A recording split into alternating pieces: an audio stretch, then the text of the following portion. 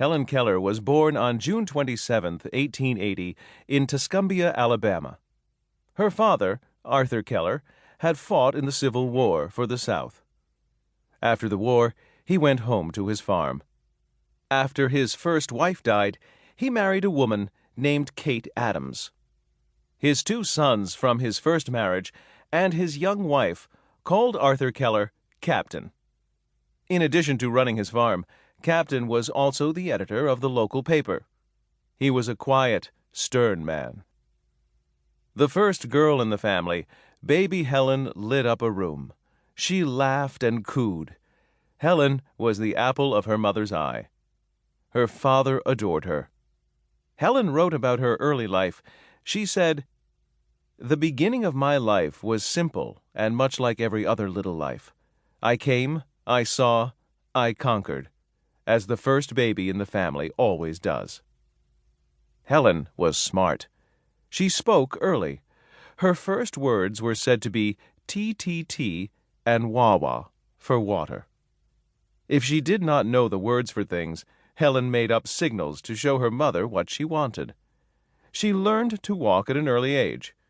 Soon Helen was racing around the house.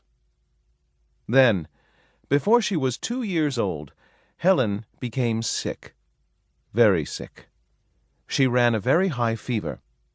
At that time, there were few medicines to cure sickness. The doctor thought that Helen would die. Then, suddenly, the fever broke. Helen slept peacefully. Her family rejoiced. Their golden daughter was fine again. But Helen wasn't fine. While Helen's mother was bathing her, she moved her hand in front of Helen's face. Helen did not blink. Helen's eyes stared straight ahead. Kate tried again. She hoped that she was wrong, but she wasn't. Helen was blind. And that was not all.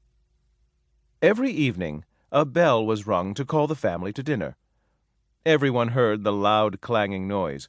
They stopped what they were doing and came to dinner. But Kate noticed that Helen no longer turned her head toward the sound. Kate called to the captain and his sister Evelyn, who lived with them. They shouted at Helen. They spoke softly.